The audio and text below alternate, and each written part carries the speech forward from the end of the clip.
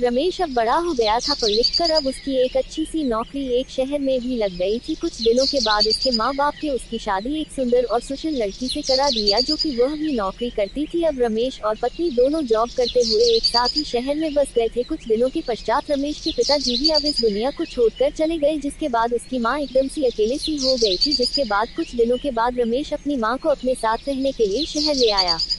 जिसके बाद शहर में आकर रमेश की माँ खुद को एकदम अकेले पाती थी। इस तरह उन्हें भी अच्छा नहीं लगता था, लेकिन एक माँ अपने बेटे की हमेशा खुशी ही चाहती है, सो धीरे धीरे वह शहर में रहना भी सीख गई थी। लेकिन रमेश और उसकी पत्नी हमेशा अपनी माँ को समझाते रहते थे कि ऐसा मत करो, ये मत करो, मतलब कि वे अपने आगे माँ को गाँव की एक तरह से गवार ही समझते थे। लेकिन माँ की दिल तो हमेशा से अपने बच्चों के लिए बड़ा ही होता है, सो वे सभी बातें चुपचाप सुनकर हाँ में हाँ मिलाकर रह जाती थी। एक दिन की बात है, सुबह रमेश की पत्नी को ऑफिस जल्दी जाना था, सो वह सब कुछ जल्दी से तैयार करके रमेश का खाना पैक करके ऑफिस चली गई। फिर इसके बाद रमेश भी जल्दी जल्दी तैयार होकर ऑफिस निकल गया था। फिर कुछ समय बाद रमेश की माँ ने देखा कि उसका बेटा तो खाने का लंच बॉक्स तो घर पर ही भूल गया है, तो माँ ने बिना देर करते हुए फटाफट ऑफिस पहुँच गई और पास में एक कुर्सी पर बैठ गई, क्योंकि कंपनी में बाहर के व्यक्तियों को अंदर जाने के लिए मना था। सो फिर बेटे को दिक्कत ना हो इसलिए फोन न करके मैसेज किया, लेकिन रमेश अपने काम में बिजी था, सो माँ के मैसेज पर ज्यादा ध्यान ना दिया। लेकिन उसकी माँ बाहर कब से उसका इंतजार कर रही थी। इस तरह कई घंटे बीत गया और इस बीच कई मैसेज भी किया, लेकिन रमेश का कोई उत्तर नहीं आ रहा था।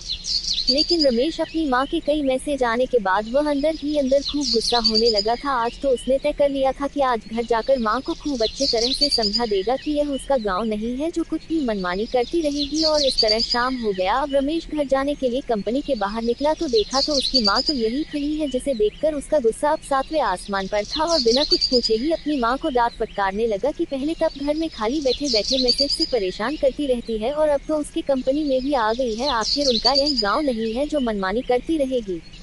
यह सुनकर रमेश की मां ने खाने का टिफिन रमेश की ओर आगे बढ़ा दिया, जिसे देखकर रमेश को अब समझते हुए देर न लगी कि वह अपना खाना भूल गया था, जिसे मां ने उसे देने के लिए यहाँ आई थी। इसके बाद रमेश की मां बोली, बेटा भले ही तुम बड़े हो गए हो, बड़े शहर में रहने लगे हो, भले ही अच्छे बुरे की ज्यादा समझ आ गई हो, लेकिन मेरे लिए आज भी मेरे कलेजे का टुकड़ा ही हो, जिसे मैंने बचपन से लेकर आज तक पालते हुए आ रही हो। रमेश को अब आंखें खुल चुकी थी कि आखिर उसकी माँ उसकी परवाह करते हुए खाना लेकर आई थी, जिसे वह बिना सोचे समझे अपनी माँ को ही डांटे जा रहा था। अब वह अपने किए हुए पर बहुत पछतावा हो रहा था, जिसे देखकर माँ ने उसे एक बार फिर से अपने गले लगा लिया और इस तरह रमेश अब आगे से खुद को माँ के लिए बदल लिया था। अब उनकी पहले से ज्यादा अच्छे से देखभाल करने लगा था, जिसके बाद माँ को अब शहर भी अच्छा लगने लगा था, क्योंकि अब उसका बेटा फिर से उसे मिल गया था। इस कहानी से यही शिक्षा मिलती है कि एक तरफ जहां हम पढ़ लिख कर खुद को ज्यादा ही समझदार समझने लगते थे, जिससे जाने अनजाने में माता पिता के बातों को गलत साबित करने में लग जाते हैं, लेकिन हम सभी यह भूल जाते हैं जिस माँ बाप ने अपने बच्चों को खुशियों के लिए अपनी खुशियों तक का त्याग कर दिए हो, वो भला माँ बाप अपने बच्चों का कैसे बुरा कर सकते हैं।